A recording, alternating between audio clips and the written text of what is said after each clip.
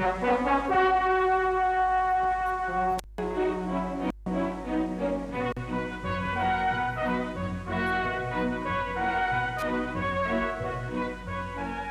on the sun-drenched French Riviera in the ancient port of Marseilles is the start of one of the world's most rugged automobile competitions for ordinary production models, the famous Alpine Rally.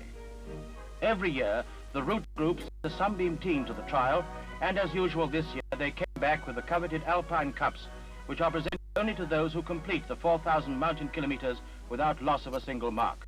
Few make it. This year, the Sunbeam Rapier team won 2 of the only cups awarded in the of Europe's finest cars, took the first 5 places in their class, and a Rapier was the first British car.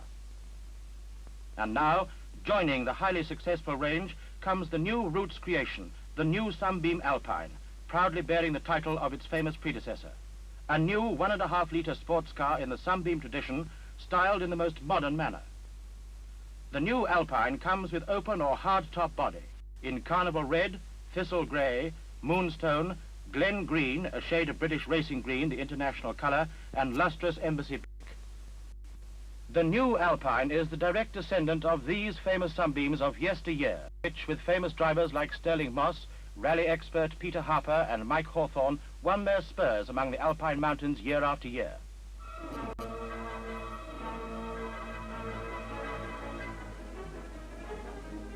2,400 miles of the kind of motoring which tests every single component of an automobile in a murderous fight against time. From the midsummer heat of the valleys on rough and dusty side roads, up the serpentine hairpins of the Alpine passes, to the eternal snows of the high mountains, on and on, 500 and 600 miles a day, non-stop for 4 days.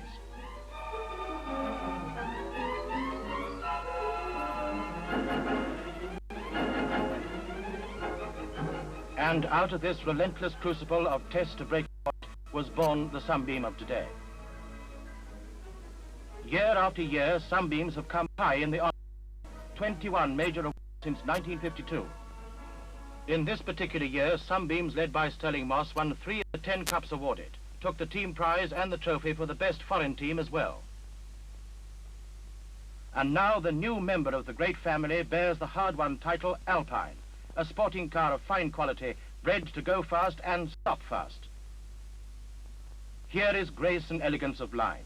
See how those tail fins follow from the harmonious flow of the speed lines of the body. Distinctive front end, low swept for vision and streamlined to cheat the wind. Very neat headlamp treatment too. See those wide doors.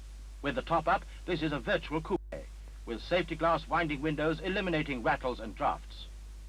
Clever arrangement of the instruments on a smart fixture panel, and twin bucket seats to stop side sway on fast corners, foam rubber cushioned. And there's a full 7 inches of fore and aft adjustment for the driver and plenty of headroom too. Behind the seats, a full-width kiddie seat or shelf for extra baggage and a well for the fabric top. Not a little car, just compact, 86 inches in wheelbase, just over 155 inches overall, and only 51.5 inches from ground to the highest point at the top. A delight to the eye and a joy to drive. Now a glance under the bonnet. Here, based on years of competition know-how, the 1.5-litre economy-size engine. 4 cylinders with overhead valves, carefully studied porting and water galleries for cool running. Twin downdraft sports carburetors, 4-branch racing-type exhaust manifold, compression as high as 9.2 to 1 and 83.5 brake horsepower at a modest 5,300 revolutions per minute. This is a sports engine with a power curve to give flashing acceleration and vivid performance in the medium revolution band, where it's wanted most of the time, and exhilarating speed on full throttle. The bonnet, by the way, opens forward, no blowing open at speed, and gives easy access to the engine. To go fast and stop fast, we said. Behind the front wheels are Girling disc brakes matched with drum brakes at the back, perfect braking wet or dry. These wire wheels are an extra for real enthusiasts. And now into the office. The easy-to-read instruments are for use, not ornament. On the passenger side, fuel gauge and temperature gauge, easy to reach, no fumble switches, and where it ought to be on a sports job, the central gear shift for the 4-speed close-ratio gearbox. In front of the driver's big steering wheel are the dials he needs to watch: tachometer or rev counter, speedometer and oil gauge. In easy reach, screen wipers, lights and ventilation control, and the whole panel, top and bottom, is padded for safety. This, then, is the new Sunbeam Alpine, ready now after years of development and test. A sporting automobile that is gentle in traffic and surges with power on the open road. Designed for comfort, cornering stability, sprung for the boulevard ride, the mountain road, or the racetrack.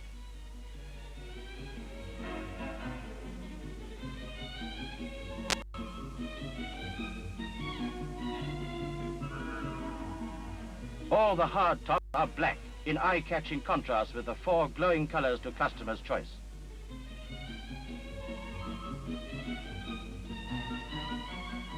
Perfectly balanced braking between the front discs and the rear drums on a perfectly balanced car. Engine characteristics and gear ratios combine for quick getaway and effortless fast cruising. Finger-light steering gives racing car control. A man's car the girls will love to drive.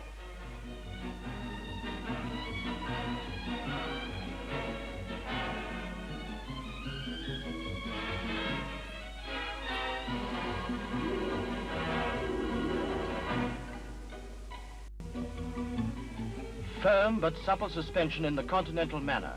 Coil springs at the front precisely controlled by telescopic dampers in the racing style, and at the back, 8 wide semi-elliptic leaves to each spring.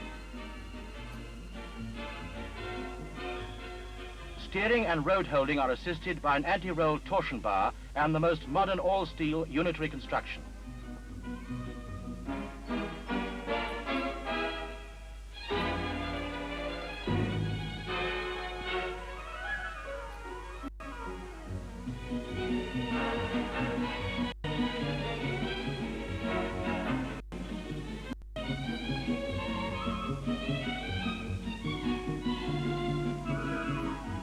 Sleek, low-slung, but with real ground clearance. Small frontal area and careful streamlining for speed and economy. A modern sports car with town carriage comfort. Detachable hard top or fold-away fabric top.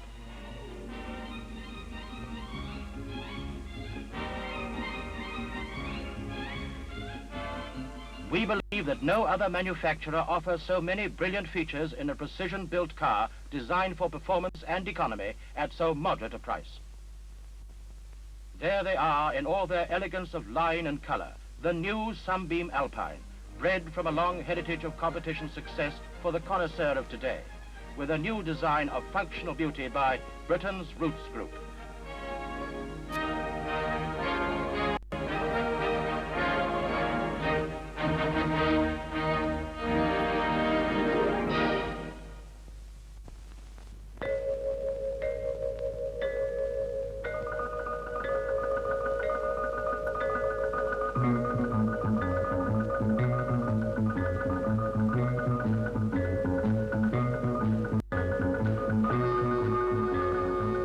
In the international world of motor racing, Le Mans is not just an annual fixture in the calendar.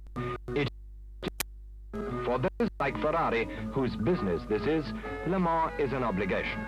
For private entries like the Serenissima Maseratis, is the apex of their ambition. For the 24-hour race is aptly named the Grand Prix of Endurance. It is the most exacting high-speed proving ground in the whole world of automotive engineering. Here, prestige is the principal reward of success, but the battle for it is conducted in the full glare of world publicity. In such a context, the name of Sunbeam has for more than 50 years been written boldly in the record of achievement. In 1925, the 3-litre of Chassin and Sammy Davis won its class here. Yet, strangely enough, not until 1961 had the mark reappeared at Le Mans. Now, 2 Sunbeam Alpines from the factory took their places in front of these historic pits. Though, unlike many of their competitors, these cars were designed for practical everyday use on the roads rather than racing on the circuits, it is the policy of the Roots Group to demonstrate and develop in open international competition. As visiting dignitaries were escorted to the Tribune of Honor, the crowd of over 250,000 spectators clustered about the 8.5-mile circuit. The scene was set for yet another round in the historic battle against the hazards of time and distance, involving 55 of the world's fastest sports and grand touring cars, from the 3.6-litre GT Aston Martins to the tiny Fiat Abarths.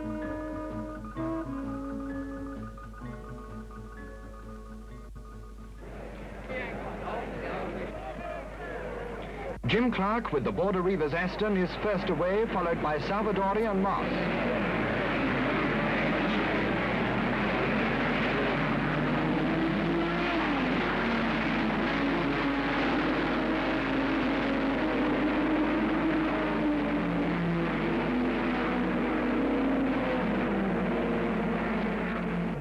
An early blow for Briggs Cunningham. Dick Thompson makes a bad start with the American-entered 3-litre Maserati. The first time round, Richie Ginther with the 2.4-litre rear-engine Ferrari leads teammate Jean Debien with 3 litres at the front, and Jim Clark is now third. Behind, the rapid and dangerous process of reshuffling the pack.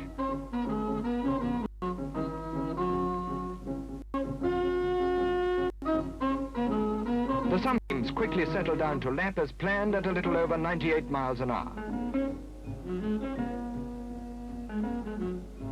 But suddenly the two works Ferraris in the lead are split by the privately entered 3-litre of the Mexican Rodriguez brothers, who have shot up from 13th position to 2nd. These leaders, lapping at over 122 miles an hour, soon gain the full distance of the circuit on their slower brethren.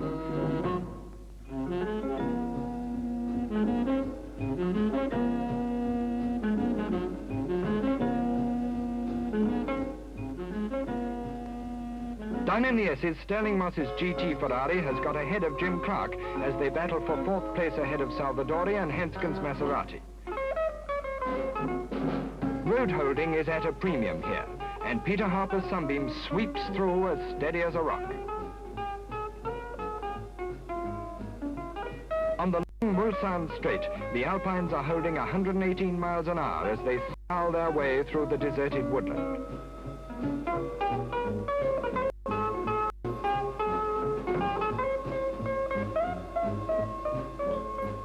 The very fast right-hander after the Dunlop bridge beyond the pits calls for a nicety of judgment.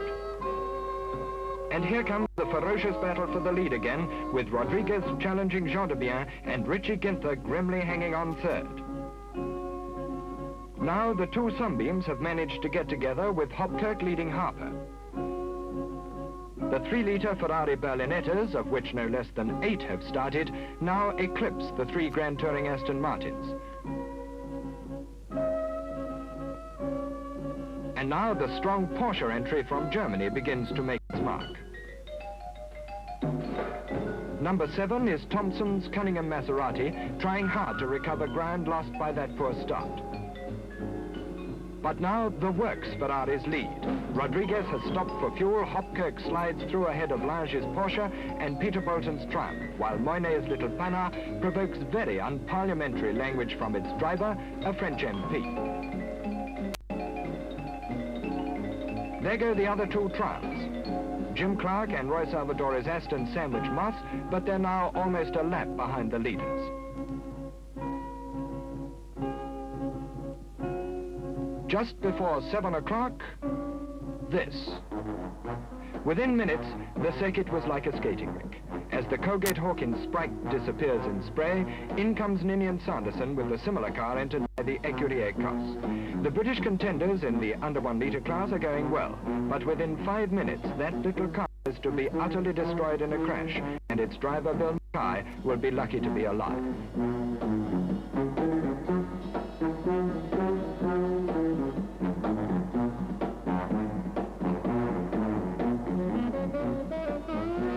Number 17, the Rodriguez Ferrari, leaves its pit for the second time to challenge for the lead. Identical to the works 3 litres, this North American racing team entry is going to make a fight of it. Also in for routine refueling, the French-entered AC Bristol.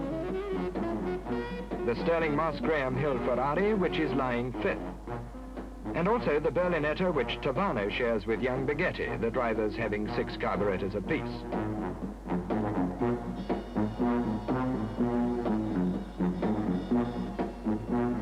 The Clark-Flockhart Aston Martin goes back in the wet in 6th position.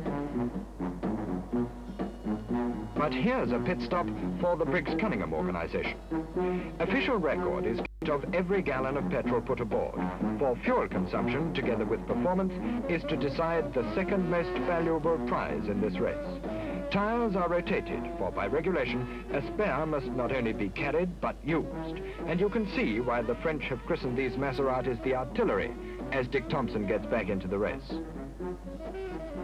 Also leaving its pit after only its first routine stop is the Sunbeam shared by Paddy Hopkirk and Peter Jopp. And seconds later, in comes Peter Harper. In his first Le Mans, this brilliant rally driver means business and immediately briefs his longtime partner Peter Proctor on the state of car and circuit. The Sunbeam pitwork has profited from experience in the 12-hour race at Sebring. Peter Proctor is poised for his turn for action, yet the conditions which confront him might subdue even his Yorkshire tenacity of purpose.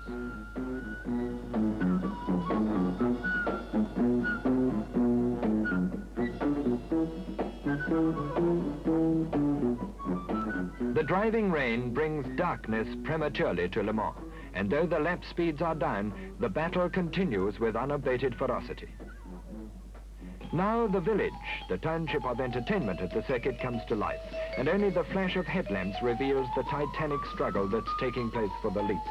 The Rodriguez brothers dispute every mile and every minute with Phil Hill and Olivier Gendebien, lapping in the dark nose to tail at 118 miles an hour. The Moss Hill Ferrari breaks a fan blade, and the Works Ferraris become second, third, and fourth. Salvadorian Mags are fifth in their lonely Aston, for Jim Clark and Ron Flockett have lost the clutch on theirs. 4 a.m., it's cold and grey. The field has been almost halved, for 20 cars have failed to complete the first half of the race.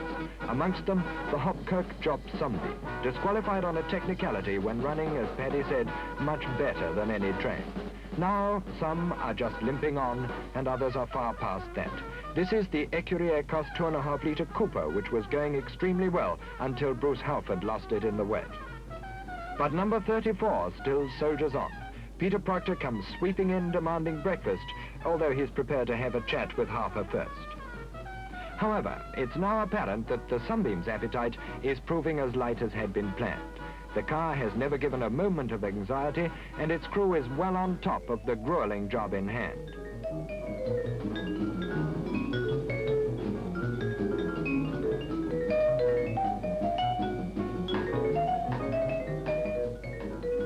But there's the last you'll see of number 23, Richie Ginther. As Phil Hill goes out to pursue Rodriguez and Tony Meggs goes by still fifth, but 8 laps down, Ginther is shortly to run out of fuel.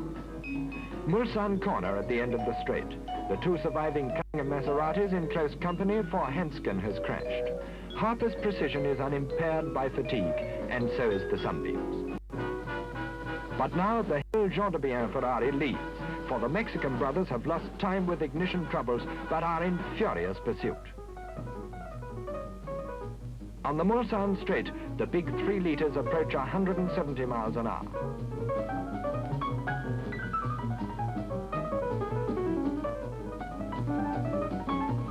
For all, the Mulsanne corner is a fearsome, repetitive test of brakes.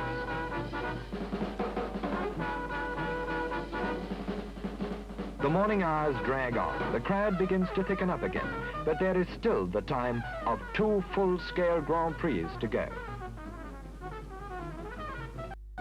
Gradually, the 2 Cunningham Maseratis improve their standing, and the Triumphs have been running well. But you'll notice the worrying cloud of oil smoke from Marcel Beccar's TR.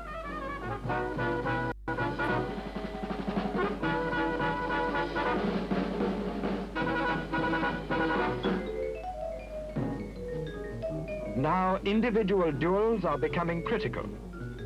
But it would be unkind to suggest that Marcel Beccar was putting up a deliberate smokescreen to fog the issue.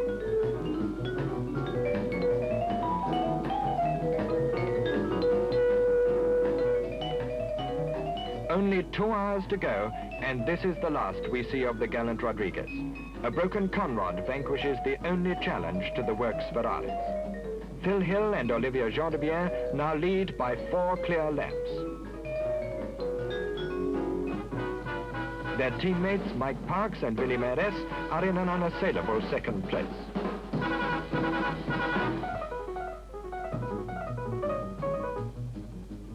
The Sunbeam Alpine is lapping fractionally faster than at the start in order to ensure its target, the Fuel Consumption Performance Award. for Peter Harper senses pressure from Porsche and Fiat.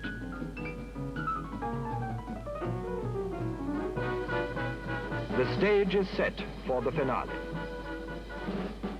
The enormous crowd is stilled. Jean de Bien is tense, while his co-driver Phil Hill makes sure of a record victory by keeping up his pace.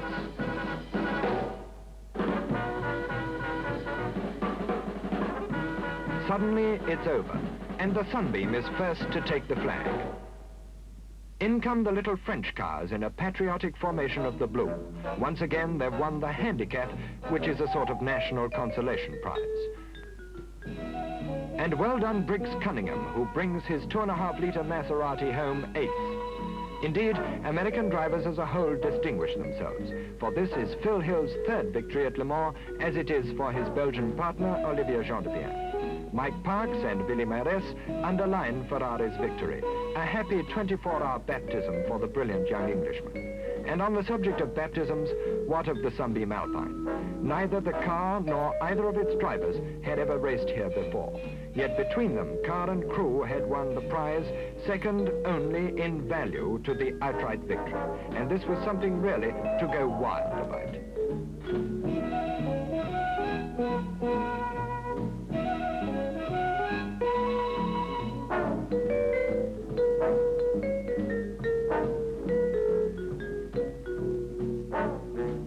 To Peter Harper, another hard-won victory brings little emotion. But a tired Pete Proctor seems almost close to tears. To the winners, the fruits of victory.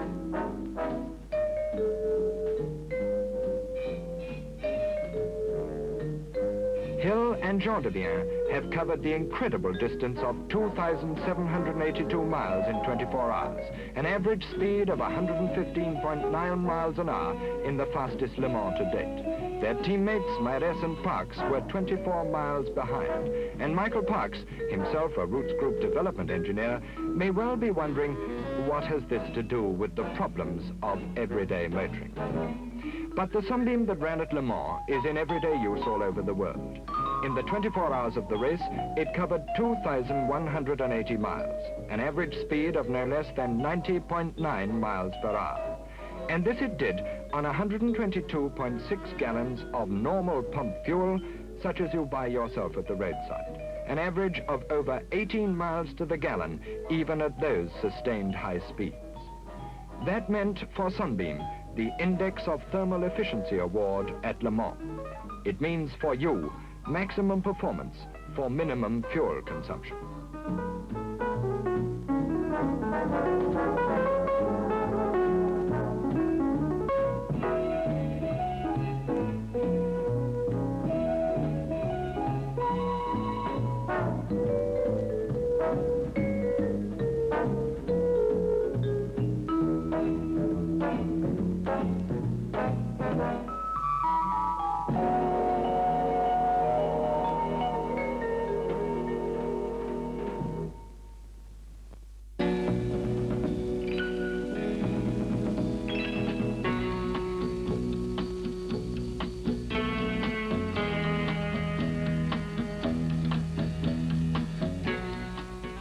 The mountains of Europe and the roads which wind their way precipitously through them have long been the happy hunting ground of cars from the Roots Group in international competition. But the Geneva Rally of 1964 was an event of special interest. In it, the latest in this distinguished line was to make its rally debut, the Sunbeam Tiger.